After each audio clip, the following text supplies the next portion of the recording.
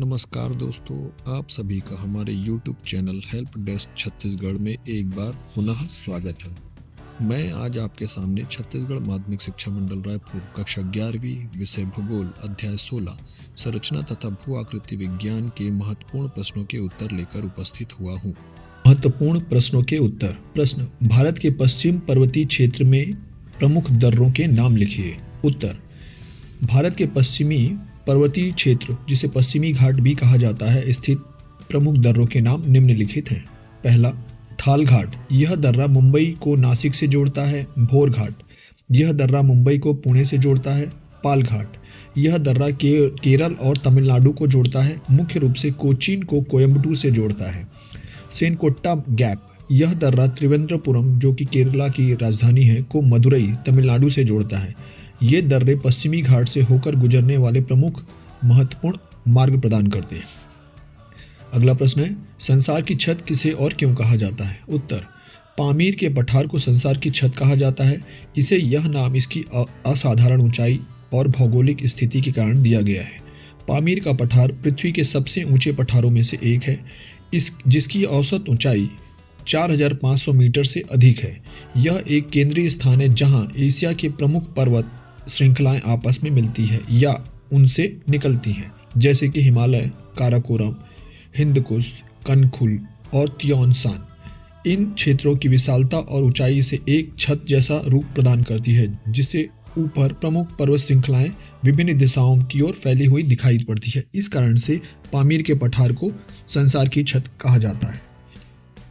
अगला प्रश्न है, बिहार का शोक किसे और क्यों कहा जाता है? उत्तर: बिहार का शोक कोसी नदी को कहा जाता है। इस नदी की विनाशकारी और अप्रत्याशित व्यवहार के कारण इसे बिहार का शोक कहा जाता है। इसके प्रमुख कारण हैं: पहला, भयानक बाढ़ें। मानसून के मौसम में नदी में पानी का स्तर बहुत तेजी से और बहुत अधिक बढ़ जाता है, जिससे बिहार के कई भागों में हर वर्ष भयानक बाढ़ आती है। दूसरा, मार्ग परिवर्तन। कोसी नदी सामान्यतः अपने मुख्य मार्ग को बदल लेती है, जिससे नए इलाकों में बाढ़ की चपेट में आ जाते हैं। तीसरा, भारी गाद जमा करना। हिमालय से बहाकर आते समय यह नदी भारी मात्रा में मिट्टी और गाद अपने साथ लाती है। यह गाद नदी के तल में जमा हो जाती है, जिससे नदी की गहराई कम हो जाती है और पानी किनारों से बाहर बहने लगता है। चौथा, जनधन की हानि। इन बाढ़ों के कारण जान माल की भारी नुकसान होता है। खेत, घर, सड़कें, पुल आदि नष्ट हो जाते हैं और लाखों लोगों को एक स्थान से दूसरे स्थान पर ले जाना पड़ता है। उपरोक्त सभी कारणों से कोसी नदी को बिहार के लोगों के लिए हर साल दुख और विनाश का कारण बनती है, इसलिए इसे बिहार का शोक कहा जाता है। अगला प्रश्न है, खादर और बांगर क्या है? उत्तर: खादर और बांगर उत्तरी भारत के विशाल मैदानों में पाई जाने वाली जलोढ़ मिट्टी के प्रकार हैं, जिन्हें उनकी आयु और विशेषता के आधार पर वर्गीकृत किया गया है। खादर सबसे नई जलोढ़ मिट्टी है। यह निचले इलाकों, नदियों के बाढ़ के मैदानी में पाई जाती है। यह लगभग हर साल बाढ़ आती है। यह बहुत उपजाऊ होती है, क्योंकि हर साल आने वाली बाढ़ अपने साथ नवीन महीन मिट्टी, जिसे गाद कहा जाता है, जमा करती है, जो इसे पोषक तत्वों से भरपूर बनाती है। मिट्टी महीन और रेतीली दोमट होती है। बांगर पुरानी जलोढ़ मिट्टी है। यह बाढ़ के मैदानों से दूर अपेक्षाकृत ऊंचे इलाकों पर पाई जाती है, जहां बाढ़ का पानी नहीं पहुंच पाता है। यह खादर की तुलना में कम उपजाऊ होती है, क्योंकि इसकी मिट्टी पुरानी होती है और इसमें हर साल नई गाद जमा नहीं होती है। इस मिट्टी में कैल्शियम कार्बोनेट के जमाव या कंकड़ पाए जाते हैं। संक्षेप में, खादर नई, निचली और अधिक उपजाऊ होती है, जबकि बांगर पुरानी, ऊंची और कम उपजाऊ मिट्टी होती है। अगला प्रश्न है, भारत में ठंडा मरुस्थल कहाँ स्थित है? इस क्षेत्र की मुख्य श्रेणियों के नाम बताओ। उत्तर: भारत में ठंडा मरुस्थल मुख्य रूप से लद्दाख में स्थित है, जो जम्मू और कश्मीर के पूर्वी हिस्से में हिमालय की महान पर्वत श्रृंखलाओं में स्थित है। इस क्षेत्र में मुख्य पर्वत श्रेणियां निम्नलिखित हैं। काराकोरम श्रेणी। यह दुनिया की प्रमुख पर्वत श्रृंखलाओं में से एक है और लद्दाख क्षेत्र के उत्तरी किनारे पर स्थित है। जॉस्कर श्रेणी। यह श्रेणी लद्दाख को दक्षिण में कश्मीर से अलग करती है और सिंधु नदी इसके बीच से होकर बहती है। लद्दाख श्रेणी। यह श्रेणी सिंधु नदी के समानांतर चलती है और लेह शहर इसके पास ही स्थित है। यह क्षेत्र अपने अत्यधिक ऊंचाई, शुष्क जलवायु और विरल वनस्पति के लिए जाना जाता है, इसलिए इस क्षेत्र को ठंडा मरुस्थल कहा जाता है। अगला प्रश्न है, पश्चिमी तटीय मैदान पर कोई डेल्टा क्यों नहीं है? उत्तर: पश्चिमी तटीय मैदान पर डेल्टा न होने के प्रमुख कारण भौगोलिक और भू आकृति कारण हैं, जो कारण निम्नानुसार हैं। पहला, खड़ी ढलान। पश्चिमी घाट की ओर बहने वाली नदियां पश्चिमी घाट से निकलती हैं, जो तट के बहुत करीब होती हैं। इससे ढलान खड़ी होती है और नदियां बहुत तेजी से बहती है। तेज बहाव के कारण वे अपने साथ लाए गए अवसादों को जमा नहीं कर पाती हैं, बल्कि सीधे समुद्र में ले जाती हैं। दूसरा, कठोर चट्टानें। पश्चिमी घाट और तटीय क्षेत्र की अधिकांश चट्टानें कठोर है। इस कारण नदियां आसानी से अपने मार्ग को चौड़ा नहीं कर पाती और ना ही डेल्टा बनाने के लिए जरूरी बड़ी मात्रा में तलहट जमा कर पाती है। तीसरा, ज्वार भाटे का प्रभाव। अरब सागर में ज्वार भाटे की तीव्रता बहुत अधिक होती है। ऊंचे ज्वार नदी के मुहानों में प्रवेश करते हैं और किसी भी संभावित तलछट जमाव को समुद्र में वापस बहा ले जाते हैं, जिससे डेल्टा बनने की प्रक्रिया बाधित होती है। चौथा, छोटी और तीव्र नदियां। नर्मदा और ताप्ती जैसी कुछ अपवादों को छोड़कर अधिकांश पश्चिम घाट की नदियां छोटी हैं और मानसून के दौरान ही सक्रिय रहती हैं। इन नदियों में पूर्व की ओर बहने वाली बड़ी नदियों में जैसे गंगा, गोदावरी, कृष्णा की तरह तलछट जमा करने का समय और बहाव क्षेत्र नहीं होता है। उपरोक्त कारकों के संयोजन के कारण पश्चिमी तटीय मैदान पर डेल्टा की बजाय ज्वारनमुख बनते हैं, जहां नदी का ताजा पानी समुद्र के खारे पानी में मिलता है, जिसे एंचुरी भी कहा जाता है। अगला प्रश्न है, अरावली के पश्चिम में कौन सा मरुस्थल है और क्यों है? उत्तर, अरावली पर्वतमाला के पश्चिम में थार मरुस्थल, जिसे भारत का महान मरुस्थल भी कहा जाता है, स्थित है। इस क्षेत्र में मरुस्थल बनने के मुख्य कारण अरावली पर्वत की भौगोलिक स्थिति और दिशा है। इसके प्रमुख कारण, थार मरुस्थल के निर्माण के प्रमुख कारण निम्नलिखित हैं। पहला, मानसूनी हवाओं का समानांतर होना। भारत में दक्षिण पश्चिम मानसूनी हवाओं से नमी लेकर आती हैं और अरावली पर्वत की दिशा के समानांतर चलती हैं, जो दक्षिण पश्चिम से उत्तर पूर्व है। दूसरा, पहाड़ी अवरोध की कमी। चूंकि हवाएं पहाड़ों से टकराती नहीं हैं, इसलिए वे बिना बारिश किए आगे निकल जाती हैं। नमी से भरी इन हवाओं के मार्ग में कोई ऊंची बाधा नहीं होने के कारण पश्चिमी राजस्थान के क्षेत्र में वर्षा नहीं होती है। तीसरा, वृष्टि छाया क्षेत्र। अरावली के पश्चिमी किनारे पर स्थित यह क्षेत्र एक वृष्टि छाया क्षेत्र बन जाता है, जहां बहुत कम वर्षा होती है। उपरोक्त कारकों के संयोजन के कारण परिणाम स्वरूप अरावली के पश्चिम में शुष्क जलवायु और कम वनस्पति वाला थार का मरुस्थल विकसित हो गया। अगला प्रश्न, गंगा नदी का डेल्टा किस नाम से प्रसिद्ध है और क्यों? उत्तर, गंगा नदी के डेल्टा को सुंदरवन डेल्टा के नाम से भी जाना जाता है। यह डेल्टा कई कारणों से जाना जाता है। सुंदरवन नामक यहाँ पर बहुतायत में पाए जाने वाले सुंदरी पेड़ों के कारण, वृक्षों के कारण इस क्षेत्र को सुंदरवन कहा जाता है। अगला प्रश्न, हिमालय से भारत को क्या क्या लाभ है? उत्तर, हिमालय पर्वत भारत के लिए एक महान वरदान है और इससे देश को कई लाभ मिलते हैं, जिसमें मुख्य रूप से जलवायु नियंत्रण, प्राकृतिक सुरक्षा और संसाधन शामिल है। हिमालय से प्राप्त भारत को होने वाले प्रमुख लाभ निम्नलिखित हैं। पहला, जलवायु का नियंत्रण।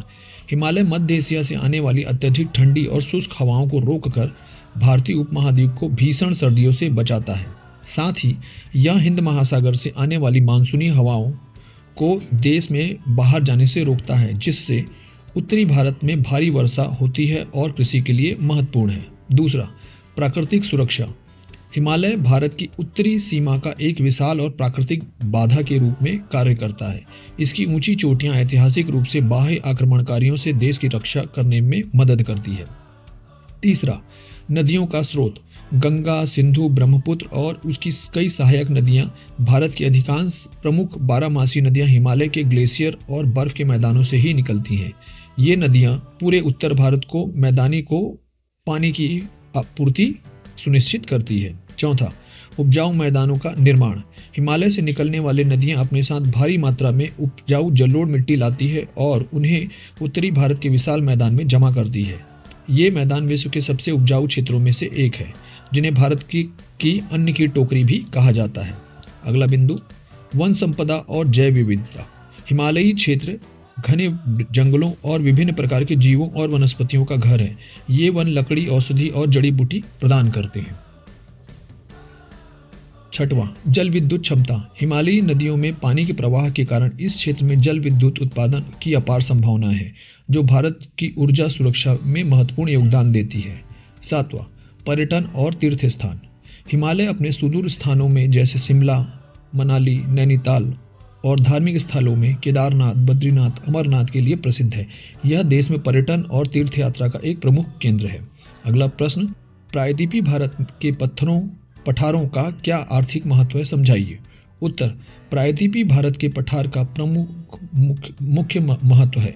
यह खनिज संसाधन, कृषि योग्य भूमि और जल विद्युत क्षमता का एक प्रमुख स्रोत है। इसका महत्व निम्नलिखित बिंदुओं से समझा जा सकता है। पहला, खनिज संसाधनों का भंडार।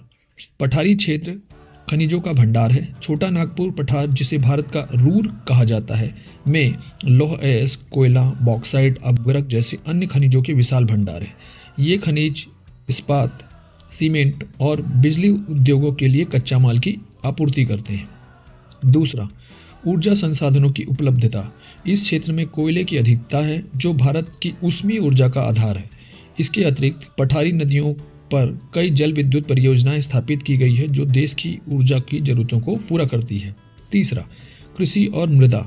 पठारी भूमि पथरीली है, लेकिन कुछ हिस्से उपजाऊ हैं। विशेष रूप से दक्कन के पठार की काली मिट्टी, जिसे रेगुर भी कहा जाता है, कपास, गन्ना, ज्वार और बाजरा की खेती के लिए उपयुक्त मानी जाती है। चौथा, वन संपदा। पठारी क्षेत्र के ढलानों और किनारों पर घने जंगल पाए जाते हैं, जो इमारती लकड़ी, गोंद, लाख, औषधि पौधों और अन्य वन संपदाओं का स्रोत है। पांचवा, पर्यटन। पठारी क्षेत्र अपनी प्राकृतिक सुंदरता, हिल स्टेशनों जैसे ऊटी, कोडाईकनाल, वन्य अभ्यारण्यों और ऐतिहासिक स्थलों के लिए बहुत ही महत्वपूर्ण है। प्रायद्वीपीय पठार भारत की औद्योगिक नींव, ऊर्जा सुरक्षा और कृषि क्षेत्र के लिए महत्वपूर्ण है। अगला प्रश्न, हिमालय को नवीन वलित पर्वत क्यों कहा जाता है। उत्तर, हिमालय को नवीन वलित पर्वत कहने का मुख्य कारण उसके निर्माण प्रक्रिया और भूवैज्ञानिक आयु है। उसके प्रमुख कारण, पहला, नवीन पर्वत। हिमालय भूवैज्ञानिक रूप में एक नवीन पर्वत श्रृंखला है। इसका निर्माण लगभग 4 से 5 करोड़ वर्ष पहले ही शुरू हुआ है, जो पृथ्वी की नवीनतम पर्वत श्रेणियों के अंतर्गत आता है। आज भी यह माना जाता है कि हिमालय हर वर्ष कुछ मिलीमीटर की दर से ऊंचा हो रहा है। दूसरा, वलित पर्वत निर्माण प्रक्रिया। हिमालय का निर्माण भारतीय प्लेट के यूरेशियन प्लेट के टकराने के कारण हुआ। ये प्लेटें महाद्वीपीय प्रवाह के कारण एक दूसरे की ओर खिसक रही थी, जिसके टकराव से परिणाम स्वरूप दोनों प्लेटों के बीच स्थित टेथिस सागर के तट पर जमा अवसादी चट्टान अत्यधिक दबाव के कारण मुड़ गई और ऊपर उठ गई। चट्टानों के इस मुड़ने या वलन के कारण ही इसे वलित पर्वत भी कहा जाता है। अन्य पुरानी पर्वत श्रृंखलाएं जैसे अरावली की तुलना में हिमालय की चोटियों नुकीली और ऊंची है, जो उसकी कम आयु और सक्रिय भूवैज्ञानिक प्रक्रिया का प्रमाण है। अगला प्रश्न, अरब सागर और बंगाल की खाड़ी में स्थित द्वीपीय समूह का तुलनात्मक विवरण प्रस्तुत करिए। उत्तर, क्रमांक, अंतर का आधार, अरब सागर द्वीपीय समूह, बंगाल की खाड़ी के द्वीपीय समूह। पहला, स्थिति। भारत यह अरब सागर के द्वीप भारत के पश्चिम तट पर स्थित हैं, जबकि बंगाल की खाड़ी के द्वीप भारत के दक्षिण पूर्व में स्थित हैं। इनकी उत्पत्ति, यह अरब सागर के द्वीप मुख्य रूप से प्रवाल मूल के द्वीप हैं, जो मूंगा चट्टानों के कंकाल से बने हैं। बंगाल की खाड़ी के द्वीप मुख्य रूप से ज्वालामुखी मूल के हैं, जो जलमग्न पर्वत श्रृंखलाओं हिमालय का विस्तार के ऊपर उठने से बने हैं। तीसरा, द्वीपीय समूह। अरब सागर द्वीपीय समूह को हम लक्षद्वीप समूह के नाम से जानते हैं, जबकि बंगाल की खाड़ी के द्वीप समूह को हम अंडमान निकोबार द्वीप समूह के नाम से जानते हैं। जलवायु और मौसम। बंगाल की खाड़ी की तुलना में अरब सागर में हवाएं तेज होती हैं, लेकिन कम चक्रवाती तूफान आते हैं, जबकि बंगाल की खाड़ी के द्वीप समूह में यहाँ की खारिब का पानी ज़्यादा गर्म होता रहता है, इसलिए यहाँ ज़्यादा वर्षा होती है और अधिक चक्रवाती तूफान आते हैं। मुख्य भाषा। अरब सागर द्वीपीय समूह में मुख्य रूप से मलयालम भाषा बोली जाती है, जबकि बंगाल की खाड़ी द्वीप समूह में कई भाषाएं बोली जाती है, जिसमें बंगाली, तमिल, हिंदी और निकोबारी भाषा बोली जाती है। प्रमुख रूप से इन स्थानों पर बोली जाती है। धन्यवाद दोस्तों। और अधिक जानकारी के लिए हमारे YouTube channel help desk Chhattisgarh को सब्सक्राइब करिए और हमसे जुड़िए। समय समय पर हम कला संकाय से संबंधित प्रश्नों के उत्तर और प्रश्नों के सार इस चैनल पे अपलोड करते रहेंगे। बहुत बहुत धन्यवाद।